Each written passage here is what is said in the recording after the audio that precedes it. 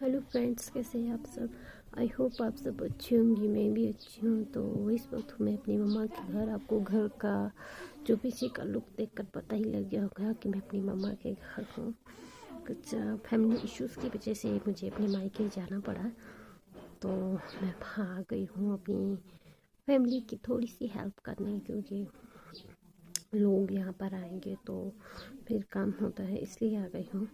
और सेंटर के लिए तो ये है कि मैम हमारी नहीं आ रही हैं, तो इस वजह से चलो ठीक ही है। तो यहाँ पर कुछ काम भी हो जाएगा। तो मैं नहीं पता यहाँ पर कितने दिन रह पाऊँगी, क्योंकि शादी के बाद लड़की को बहुत प्रॉब्लम्स होती हैं, उनको कई काम करने पड़ते हैं। तो मैं यहाँ पर आ गई हूँ। यहाँ पर एक डॉगी थी, वो शायद चली गई, क्योंकि वो भी यहीं पर बैठी हुई थी, तो वो पर ही चली गई। तो फैमिली में कुछ ऐसा हो गया है कि जिसकी वजह से मुझे यहाँ आना पड़ा। मेरे फादर कहीं चले गए हैं, तो मैं बस नहीं कहना चाहूँगी कि जिन्होंने भी उन्हें फंसाया है ना, उन्हें कभी भगवान माफ़ नहीं करेगा। उन्होंने पता नहीं क्या सोच के मेरे पापा को किसी चीज़ में फंसा दिया है, आई डोंट नो।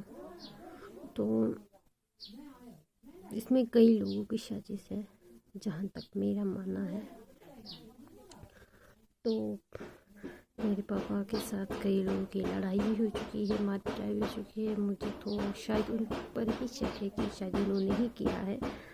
वो मुझे नहीं पता कौन कौन है, पर एक खास है जिसे मैं जानती हूँ।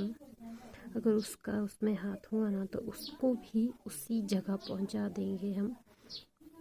तो मतलब लोग कितने मतलबी होते हैं ना, जिन पर विश्वास सबसे ज़्यादा करते हैं वही सबसे ज़्यादा धोखा देता है। तो मैं बस नहीं कहना चाहूँगी दोस्तों कि प्लीज़ किसी पर भी अंधविश्वास ना करें, क्योंकि जो सबसे ज़्यादा आपका विश्वास के लायक होता है ना, वही आपको सबसे बड़ा धोखा देता है। आजकल तो अपनों को अपनों से ही जलन बहुत होती है, तो लोगों को तो फिर क्या ही बोल सकते हैं। मेरी मम्मा बहुत टेंस है, मेरे ब्रदर बहुत टेंस है,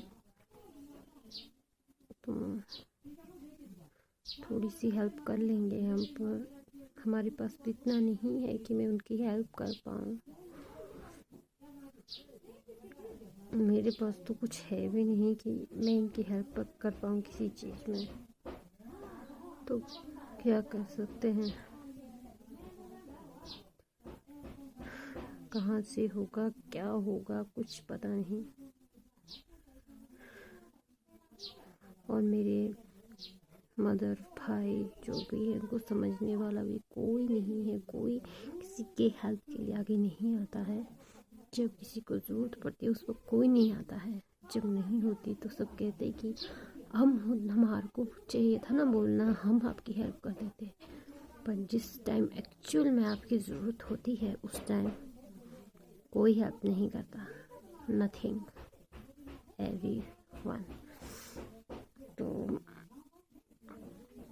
एक मोमेंट के पास खुद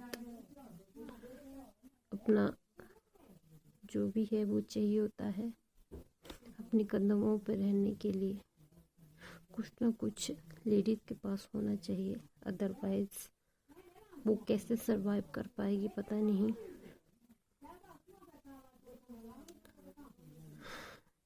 और इंडिया में तो ऐसा है कि ज़्यादातर जो भी ज़मीन जगह जो भी है वो जेंट्स के पास ही होती है, हालांकि औरत के पास, लेकिन उसे हक नहीं दिया जाता है, और सिर्फ मर्दों को ही रखने का हक है।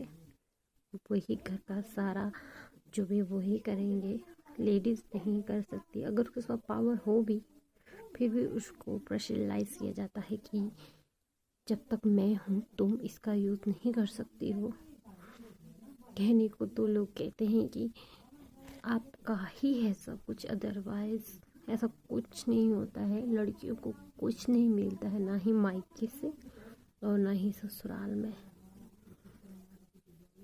औरत के साथ हमेशा ही ऐसा पहले से ही होता आया है कि उनके नाम पर ना कुछ हुआ है ना होगा।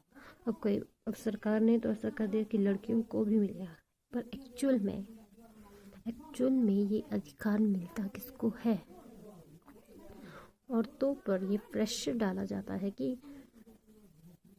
आपको अपने भाई को ज़मीन देनी ही होगी। मुझे नहीं पता, ये सब पर लागू है, मुझ पर भी लागू है। मैं अपनी मन की बात कह रही हूँ कि एक लड़की के लिए, एक औरत के लिए ये कितना मुश्किल होता है ये डिसीजन लेना, क्योंकि वो अपने परिवार के खिलाफ जा नहीं सकती है।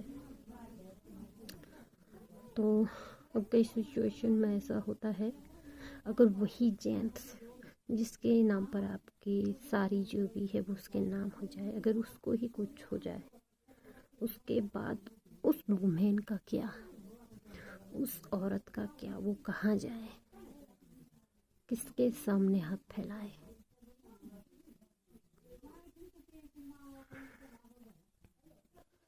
इंडिया में औरतों की स्थिति जो बहुत ही ज़्यादा पुअर है, बहुत ही ज़्यादा।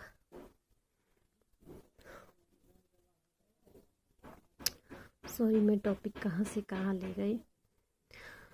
मैं बस इतना चाहती हूँ कि जिन्होंने भी मेरे फादर के साथ गलत किया ना, देख लेना, उनके साथ भी गलत ज़रूर होगा, बहुत ज़्यादा होगा।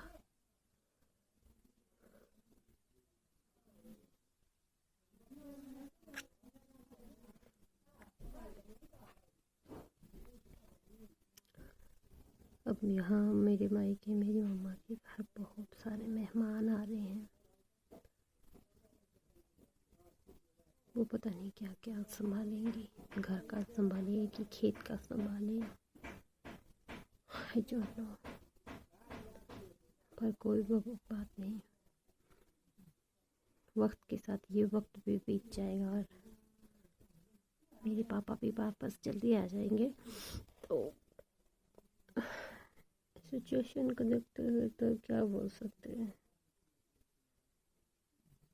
चलो कोई नहीं, आदमी को हमेशा खुश रहना चाहिए।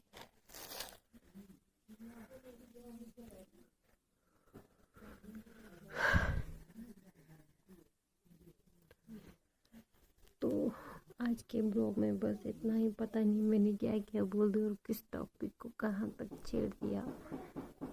तो कल मैं लेकर आऊँगी आप लोगों के लिए नया ब्लॉग, जो होगा मेरे मायके का जो मंदिर है चंदगनी ऋषि का, तो मैं वो आपको कल दिखाऊंगी।